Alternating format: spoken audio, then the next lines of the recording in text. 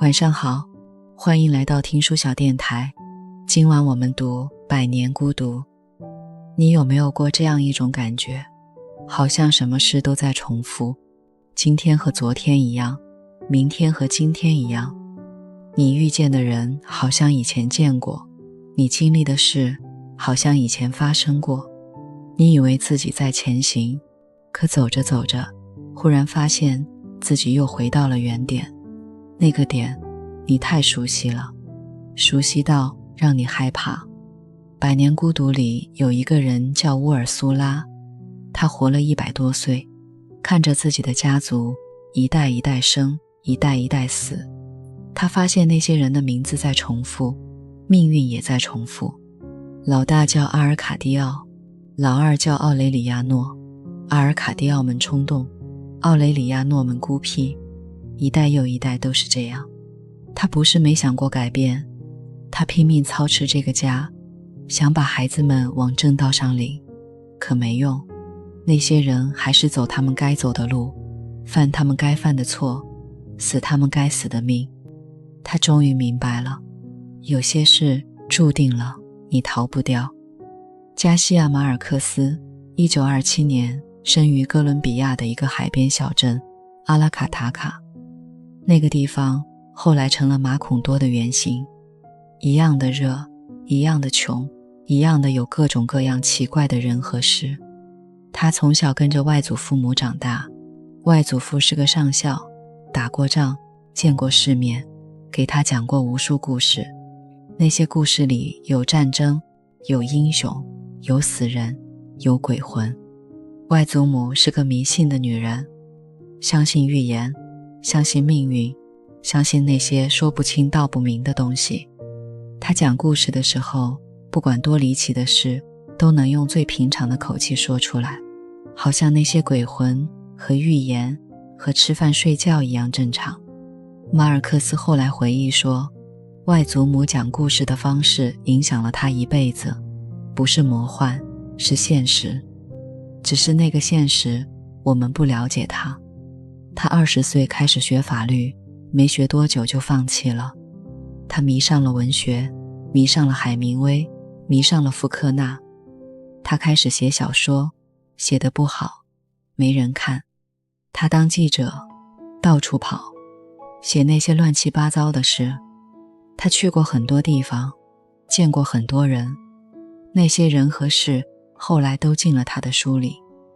1955年，他发表了第一篇重要小说《枯枝败叶》，那是他第一次写马孔多，第一次写布恩迪亚家族。他自己也没想到，这个镇子和这个家族会陪他一辈子。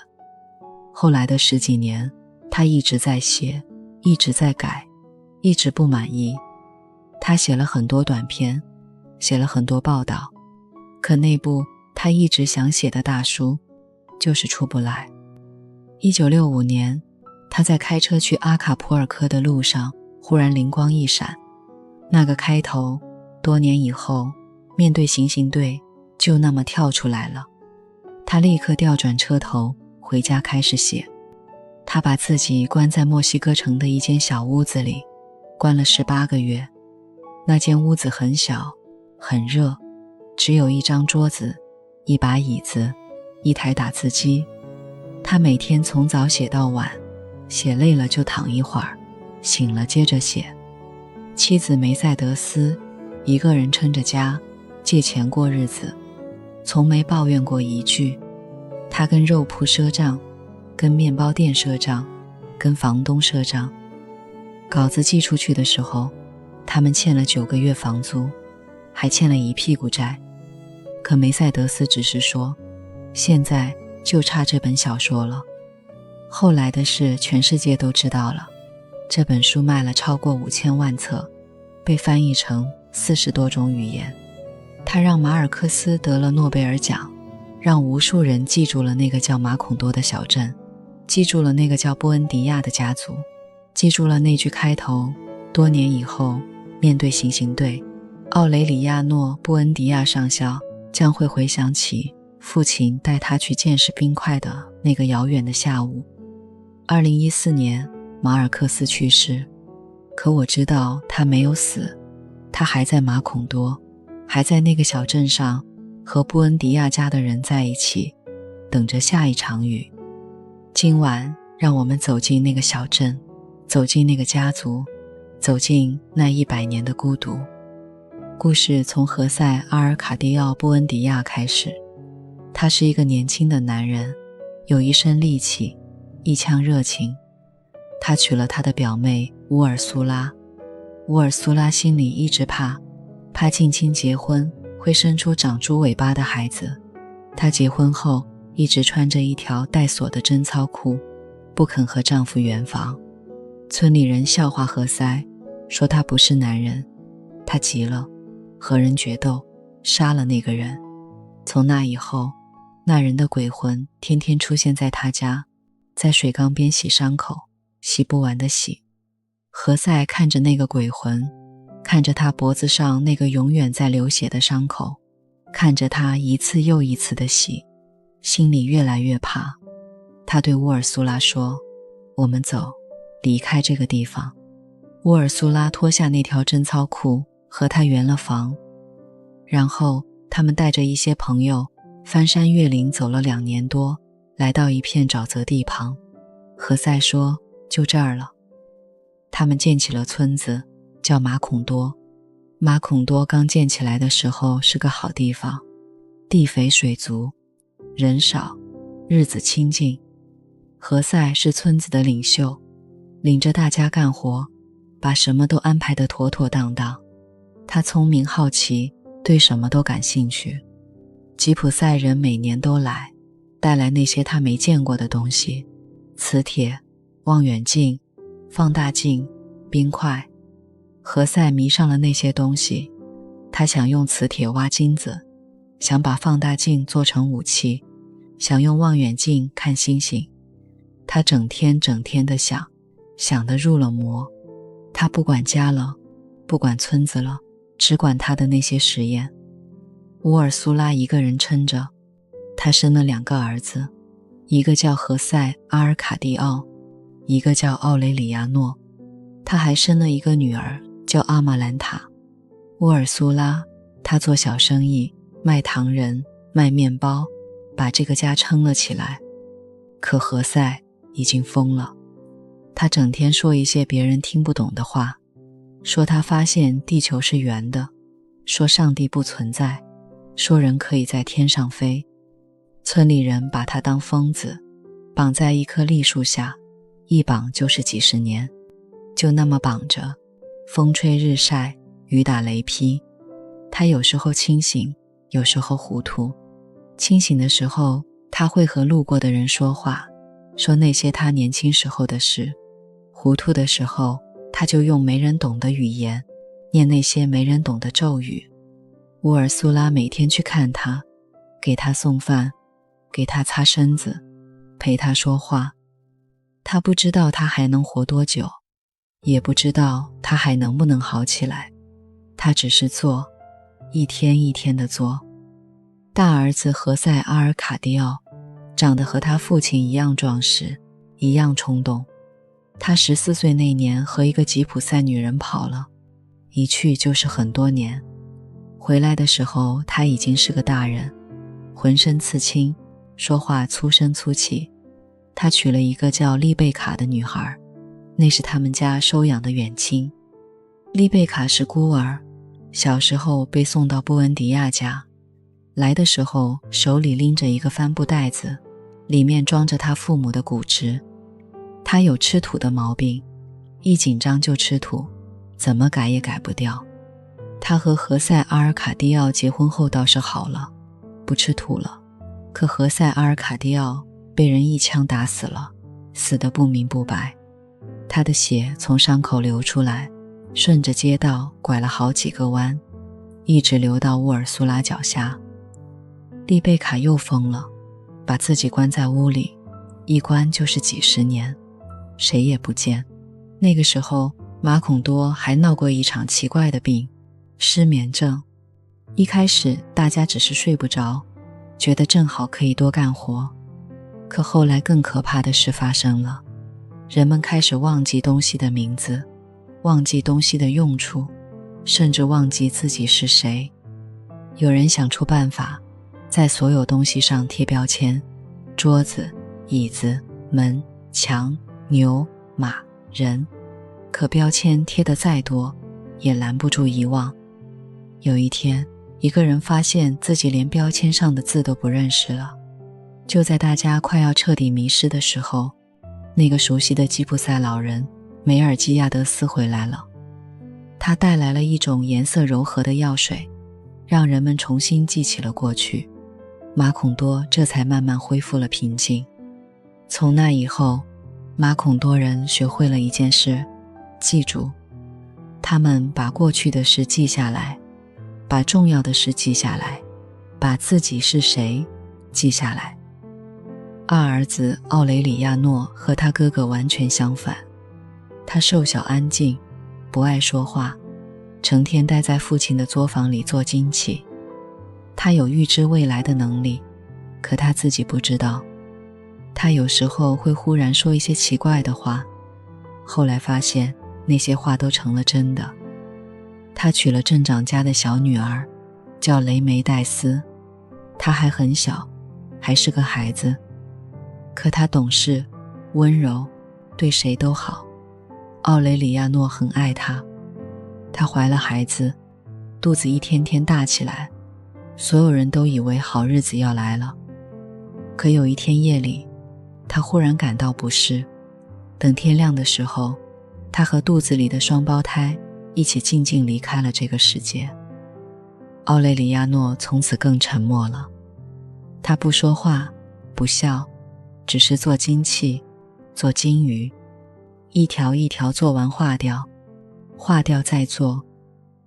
后来战争爆发了，自由派和保守派打起来了。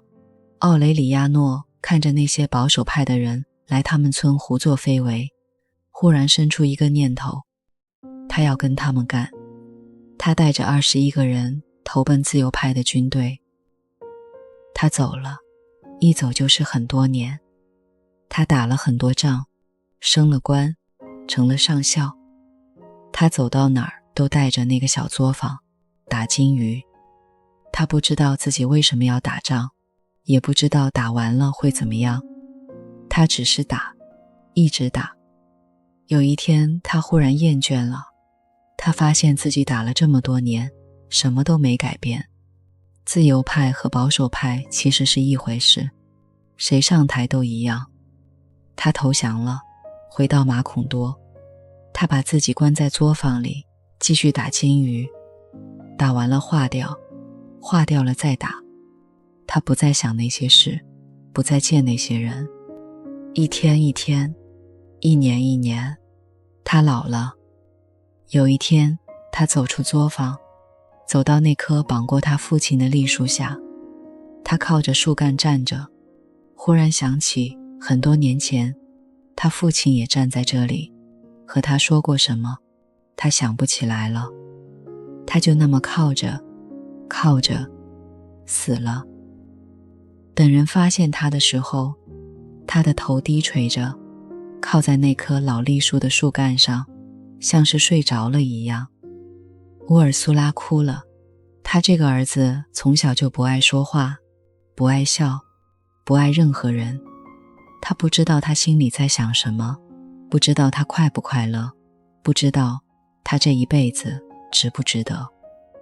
他只知道他死了，他心里又空了一块。奥雷里亚诺上校有17个儿子，那是他在外面打仗时和17个不同的女人生的。那些女人把儿子送到马孔多来认祖归宗。乌尔苏拉给他们都起了名字，奥雷里亚诺这个，奥雷里亚诺那个。那些孩子和他年轻时见过的那些奥雷里亚诺一模一样，一样孤僻，一样安静，一样让人猜不透他们在想什么。可那些人最后都死了，政府的人追杀他们，一个一个杀，杀得一个不剩。有一个曾经跑掉了，躲了很久，后来回到马孔多，还是被追上来的人打死在了家门口。乌尔苏拉知道了之后，什么都没说，她只是坐在窗前看着外面，看了很久很久。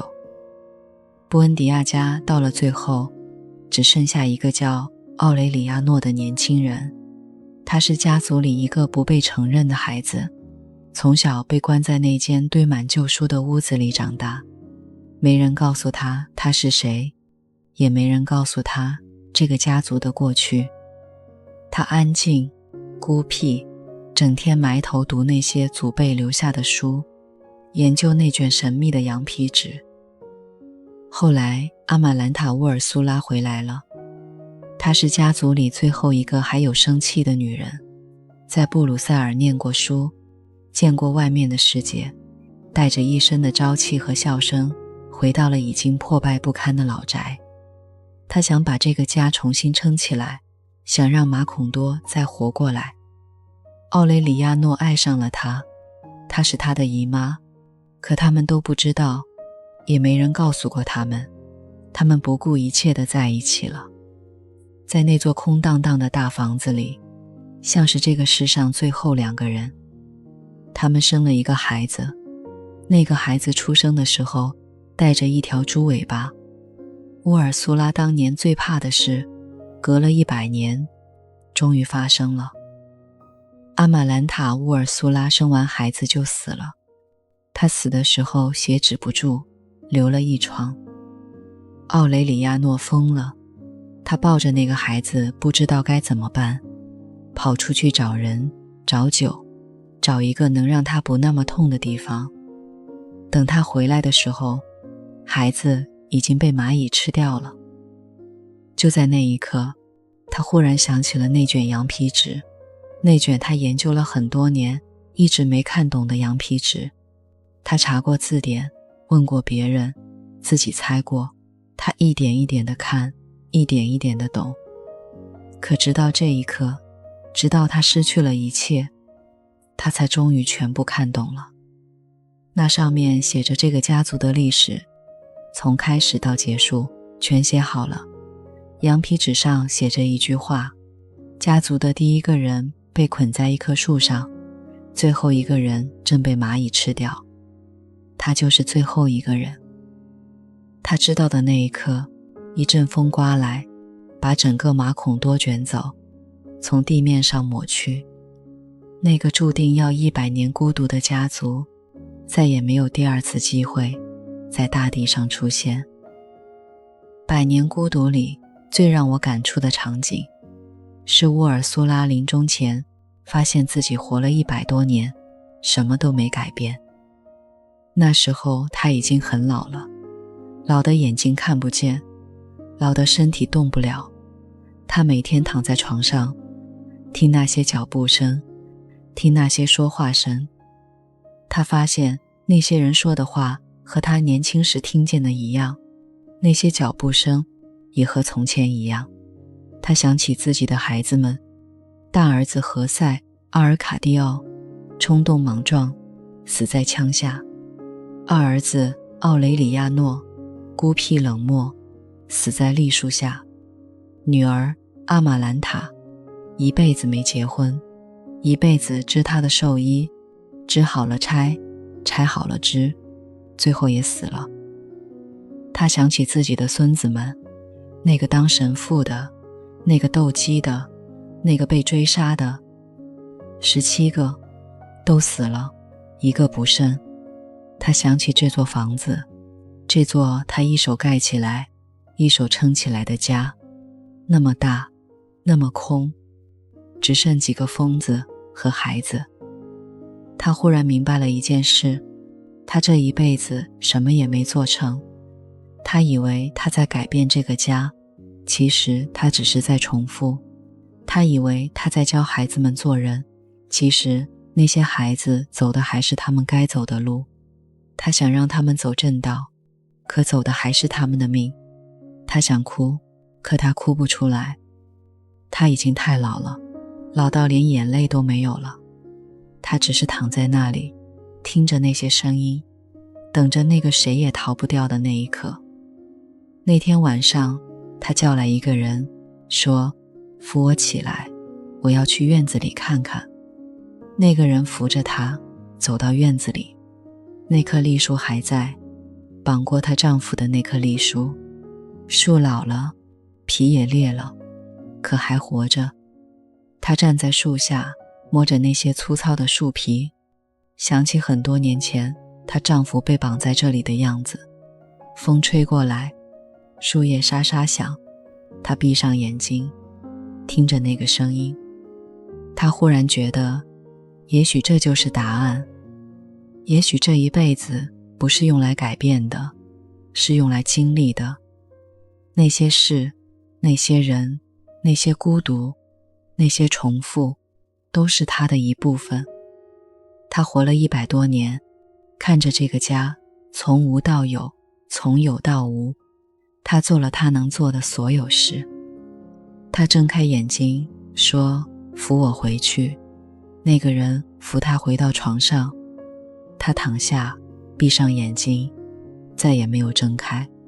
没有眼泪，没有嘶喊，没有那些小说里惯常的爆发，只是一个老太太在生命的最后时刻，站在那棵绑过她丈夫的树下，听着风的声音。我们每一个人会不会也是这样，活了一辈子，最后发现什么都没改变？百年孤独写了100年，写了7代人，写了无数个人的生死，但他写的不只是故事，还有命运。你看布恩迪亚家的人，每一个都孤独。老何塞孤独地绑在树下，奥雷里亚诺上校孤独地打金鱼，阿玛兰塔孤独地吃他的寿衣，雷梅戴斯孤独地升天。他们不是没有人陪，是心里没有人。奥雷里亚诺上校打了那么多年仗，身边来来去去那么多人，可他从来没真正让谁走进过他心里。他回到马孔多，把门一关，把金鱼一打，就那么一个人待到死。孤独不是一个人待着，是你站在人群里，觉得那些人听不懂你，你和他们说话，可你知道话到了嘴边就变了味，你心里有一整个世界，可你说不出来。马尔克斯不是让我们害怕孤独，而是要我们看见它，看见它之后，也许就不那么怕了。比孤独更让人无力的是重复。沃尔苏拉活了100多年，眼睁睁看着同样的名字一代代重新出现，同样的性格一代代重新长出来。阿尔卡蒂奥们冲动，奥雷里亚诺们孤僻，他以为自己能掰过来，可他们还是走他们该走的路。就像你有时候明明知道前面是弯路，可脚不听话，还是往那边拐。也许走完了这一圈，你才看得见自己绕了多远。在那场失眠症中，整个马孔多的人都忘了东西的名字，忘了自己是谁，贴了那么多标签也没用。这是整本书里最让我感到无力的一幕，因为它太真实了。我们这辈子认识过多少人，爱过多少人，犯过多少错，你现在还能记起几个呢？马孔多最后被一阵风抹掉了，可如果没人记得他，他是不是早就不在了？也许这就是孤独最深的那层含义，不是没人陪，而是没人记得你来过。布恩迪亚家的人也不是没有爱，乌尔苏拉操了一辈子心，奥雷里亚诺深深爱过小雷梅戴斯，阿玛兰塔爱过皮埃特罗克雷斯皮，爱得那么苦，可她不敢嫁给他。爱救不了谁，改变不了什么，挡不住该来的事。可如果连这点爱都没有呢，那就真的什么都没有了。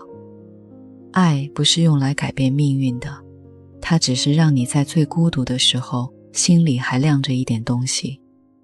小说一开头就告诉你了，多年以后，面对行刑队，奥雷里亚诺·布恩迪亚上校将会回想起父亲带他去见识冰块的那个遥远的下午。你看，他面对的是死亡，想起的却是童年，未来和过去交织在了一起，好像时间打了个结。你往前走着走着，忽然发现自己在往回看。羊皮纸上写好了所有的事，从头到尾一个字也改不了，可你还是得自己走一遍，走完了才知道上面写的是什么。最后一个奥雷里亚诺破译了羊皮纸，他知道了一切，知道了这个家族的命运，知道了自己的结局。可他没有跑，没有躲，他就那么站在那里，等着那阵风来。这不是认命，也不是放弃，是一个人把所有的事都看清楚之后，还能安安静静站在原地，不害怕。合上百年孤独，马孔多还在眼前晃，那些房子，那些街道，那个在树下绑了一辈子的人，那个在作坊里打了一辈子金鱼的人，他们都还在那儿，等着下一场雨，等着下一个100年。